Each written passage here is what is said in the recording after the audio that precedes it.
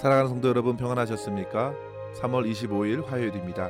함께 찬송가 35장 찬양하심으로 오늘의 말씀 시작하겠습니다.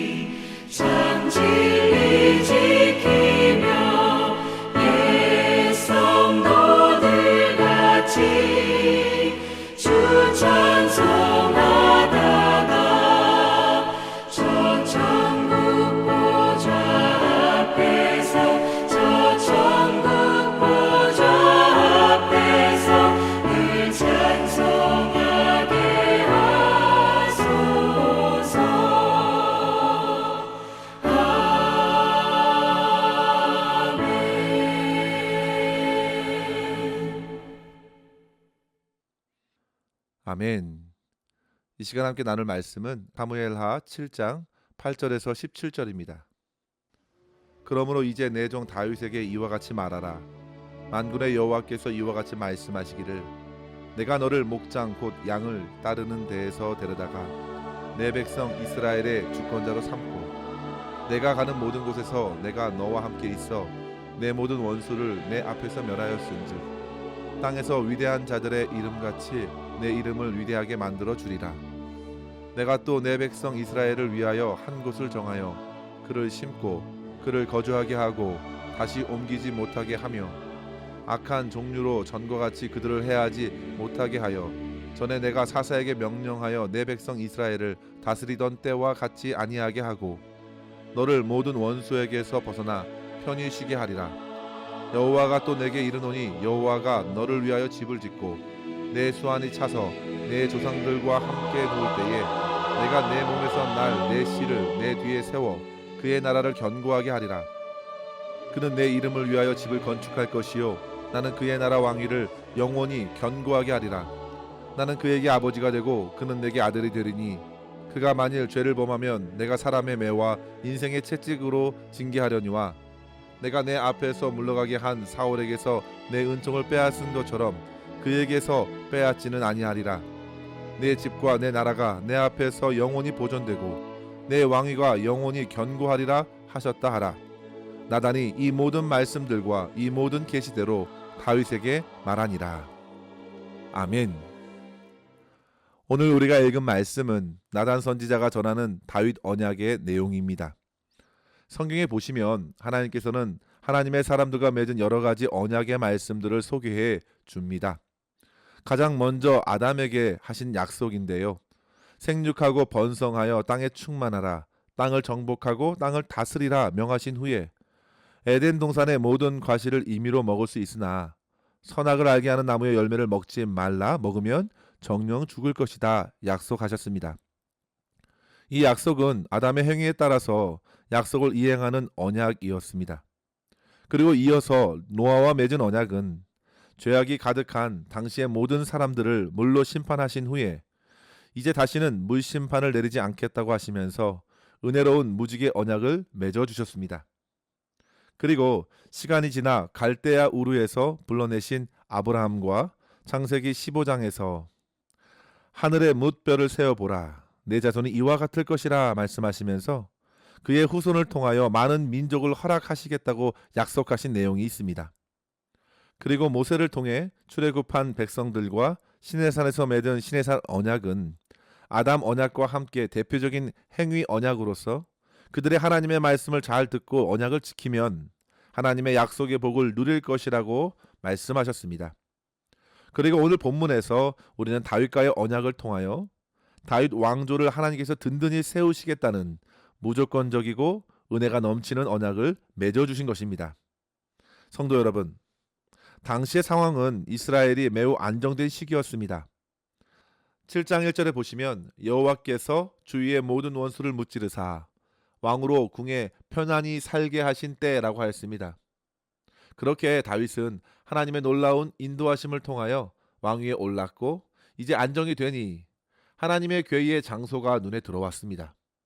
본문 2절에 보시면 다윗은 하나님의 궤를 모셨지만 여전히 휘장 가운데 모신 것을 생각하고선 마음이 안타까워 나단 선지자에게 자기 마음을 나눈 것입니다. 그는 간절히 하나님의 궤를 위한 처소를 마련하고 싶었습니다. 성도 여러분, 다윗에게 평안이 찾아왔고 감격적으로 주의 말씀을 모시려는 그의 모습에서 하나님께서는 분명 그 마음만큼은 좋게 여겨주셨을 것이라 생각됩니다. 하지만 오늘 말씀을 잘 보시면 하나님께서는 나단 선지자를 통해서 다윗의 생각대로 하지 말라는 것입니다. 성도 여러분, 하나님의 말씀을 보면 일반적인 상식과는 너무나도 다른 것 같습니다.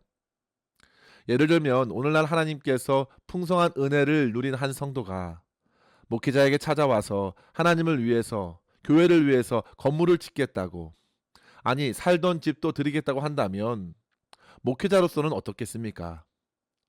오늘날 주님을 향한 진심 어린 헌신을 찾아보기 어려운 때에 그런 마음이 얼마나 귀한지 놀랄 것입니다. 그러면서 대부분 목회자들은 그 같은 헌신으로 나오는 성도들에게 3절의 말씀같이 나단 선지자가 했던 말처럼 말하기 쉬울 것입니다. 하나님께서 성도님과 함께 계시니 성도님 마음에 있는 모든 것을 행하십시오. 그런데 성도 여러분, 그런 상황에서 하나님께서는 그날 밤에 나단에게 찾아와 말씀하시기를 그렇게 하지 말라는 것입니다. 바로 오늘 말씀이 나단이 듣고 다윗에게 전하게 된 말씀입니다. 성도 여러분, 나단 선지자는 분명 하나님을 향한 다윗의 그 순수하고 귀한 마음을 잘 알고 있었습니다. 하지만 성도 여러분, 사람의 의지, 사람의 어떤 계획이 아무리 좋고 선해 보여도 그것이 하나님의 뜻이 아니면, 하나님의 말씀에 아니라 하시면 내려놓을 수 있는 담대한 순종이 더욱 중요한 것입니다. 비록 지금 당장 하나님의 말씀이 충분히 납득이 되지 않더라도 주의 말씀을 따라 자기의 계획을 수정하는 것입니다. 하나님께서 기뻐하시는 일을 위한 일인데 당연히 하나님의 말씀을 듣고 분별하여 순종하는 것입니다. 7절에 보시면요, 하나님께서 말씀하십니다. 내가 너희에게 어찌하여 나를 위하여 백향목 집을 건축하지 아니하였느냐고 말하였느냐. 한마디로 하나님께서는 내 집을 지으라고 요구한 적이 없으시다는 말씀입니다. 그것이 지금 필요한 것이 아니라는 말씀이죠. 성도 여러분, 생각해 보십시오.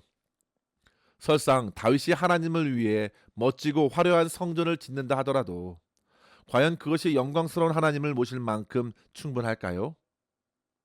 과연 그 어떤 곳이 하나님께서 거하실 적절한 장소가 될까요?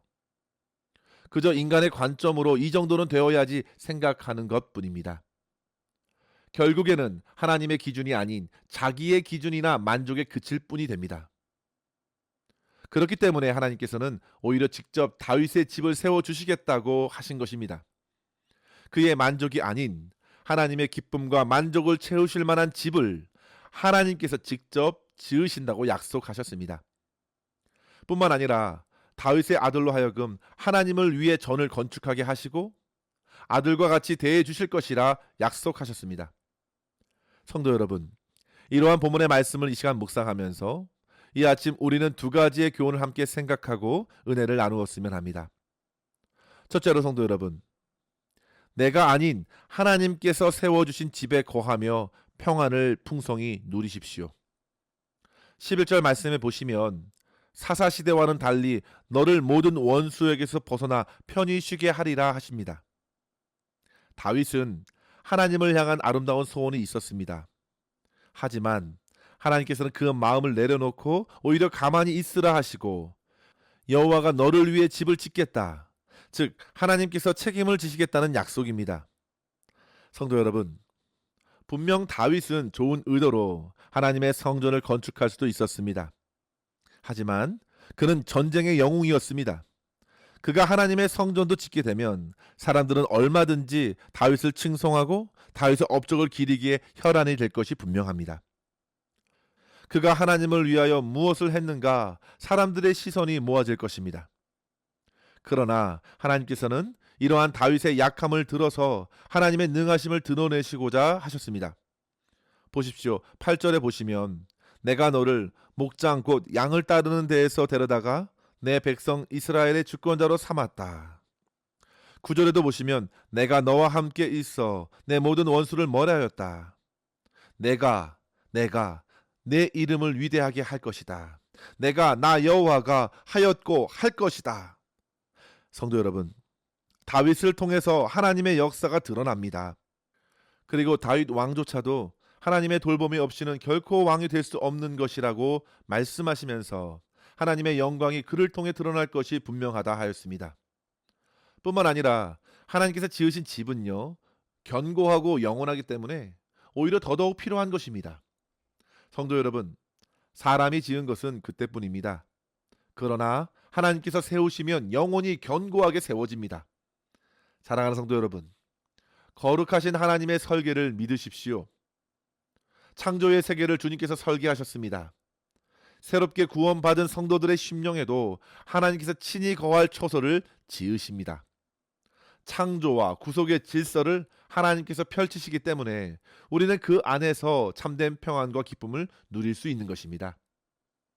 사도행전 17장 25절에 보시면 사도 바울이 아덴 사람들에게 하나님께서는 사람들이 만든 우상과 다른 분이시라 강조하면서 이렇게 말씀하였습니다. 또 무엇이 부족한 것처럼 사람의 손으로 섬김을 받으시는 것이 아니니 이는 만민에게 생명과 호흡과 만물을 친히 주시는 이심이라. 하나님께서는 헛된 우상들처럼 사람들의 손길이 가고 섬김이 필요한 신이 아니라 오히려 하나님은 생명을 주시는 분, 호흡을 주시고 천지 만물을 창조하셔서 사람에게 맡겨주신 분이시라는 사실이죠.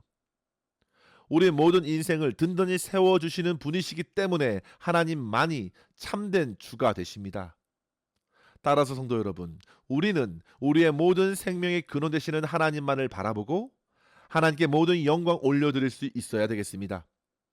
성도 여러분, 시편 127편에 보시면요, 여호와께서 집을 세우지 아니하시면 세우는 자의 수고가 헛되며 여호와께서 성을 지키지 아니하시면 파수꾼의 깨어 있음이 헛되도다 말씀합니다. 우리가 하나님을 세우는 것이 아니라 하나님께서 저와 여러분의 믿음의 기업을 세워주십니다. 가정을 세워주시고 인생을 세워주십니다. 우리가 하려는 것은 참으로 미약합니다. 그것은 참으로 불완전합니다. 결코 영원하지 않습니다. 따라서 오직 하나님께서 약속하신 그것을 능히 주 예수 그리스도 안에서 이루실 것을 믿고 소망하면서 주님 안에서 참된 안식을 누리며 감격할 수 있는 오늘의 삶을 살아낼 수 있기를 주의 이름으로 간절히 축원합니다. 둘째로 성도 여러분, 하나님께서는 아버지의 사랑과 은혜로 저와 여러분을 굳게 세워주신다는 사실을 믿으시기 바랍니다. 하나님께서는 다윗이 아닌 그의 아들 솔로몬으로 하여금 내 집을 건축하게 하신다 약속하셨습니다. 다윗의 그 사랑하는 아들이 그의 소원을 대대로 행하는 기쁨을 얻게 될 것입니다. 다윗은 전쟁의 피를 많이 흘렸기 때문에 하나님께서는 솔로몬에게 다윗의 마음을 이어가도록 하셨습니다. 그러면서 하나님께서는 솔로몬과 이후의 자손들이 혹 범죄할지라도 사울처럼 은총을 거두지 않고 아버지로서 사랑의 징계로 무조건적인 은혜로 대하여주며 왕위를 영원히 있게 하시겠다는 약속까지 주셨습니다. 성도 여러분, 다윗 언약의 가장 큰 핵심은 바로 아버지와 같은 사랑, 결코 포기할 수 없는 은혜로서 끝까지 다윗과 그의 자손들을 붙드시고 영원한 나라에 속하도록 하시겠다는 약속입니다. 히브리서 기자도 히브리서 12장에서 이렇게 말씀하죠. 주께서 사랑하는 자를 징계하신다. 그러면서 7절 말씀에 보시면요. 하나님께서 너희를 아들과 같이 대우하시나니 어찌 아버지가 징계하지 않는 아들이 있으리요. 그러면서 하나님께서 주시는 징계는 결국 의와 평강의 열매를 맺는다 했습니다. 하나님께서는 그렇게 이후에 다윗이 죄를 범하게 되는 밧세바 사건, 압살롬 사건, 인구조사 사건 등 여러 가지 죄악들을 대하시면서 그를 사랑으로 징계하셨습니다. 부하의 아내 밧세바를 취하면서 다윗은 결국 자기 후궁들이 대낮에 아들에게 취해진 것을 겪어야 했습니다. 밧세바의 남편 우리아를 전장에 보내어 죽게 하면서 결국 다윗의 집안에는 아들들의 죽음이 잇따랐습니다. 그의 말년에 경솔하게 했던 인구조사 때문에 결국 7만 명이 전염병으로 목숨을 잃게 되었습니다. 성도 여러분, 그런 끔찍한 하나님의 징계를 받은 것은 모두 다 하나님의 은혜였습니다. 하나님께서 포기하지 않으시고 끝까지 하나님의 사람으로 세워주시고자 하는 하나님의 사랑과 은혜의 손길에 다윗은 온전히 자신을 맡겼고 결국 끝내는 주 안에서 숨을 거둔 것입니다. 성도 여러분, 우리가 주님의 나라에 속하는 것은 결코 우리의 열심과 우리의 헌신으로서가 아닙니다. 우리를 자녀 삼아 세워주신 하나님의 사랑의 손이 절대적으로 우리를 붙드셨기 때문입니다. 간절히 바라기는 오늘도 저와 여러분의 삶 속에서 하나님의 은혜와 사랑을 의지하고 주님과 동행하며 걷는 역사가 일어나기를 소망합니다. 혹시 죄를 범했을지라도 하나님의 징계를 받을지라도 돌이켜 회개하며 주님의 사랑을 의지하고 하나님의 인도하심을 끝까지 구하면서 믿음의 길을 걸어가는 삶을 통하여 하나님께 영광의 찬송을 올려드릴 수 있기를 주의 이름으로 간절히 축원합니다. 기도하겠습니다. 하나님 아버지 감사합니다. 오늘도 주의 말씀 앞에 잠잠히 우리의 삶을 돌아보며 주님의 뜻을 깨닫게 하여 주시니 감사합니다. 하나님, 주님을 향해 품은 저희들의 선한 뜻이 주의 말씀에 순종함으로써 아름답게 열매 맺게 하여 주시옵소서. 나의 생각과 나의 뜻보다 주님의 말씀을 따라 순종하며 섬기게 하여 주시고 하나님께서 세워주시는 믿음의 삶을 통하여 오직 하나님께 영광 돌리게 하여 주시옵소서. 때로는 세상에서 넘어지고 낙심하여도 주님께서 사랑하는 아들을 대하시듯 훈계와 징계로 깨워주시사 끝까지 믿음의 길을 걸어갈 수 있도록 성령 하나님 늘 함께하여 주시옵소서.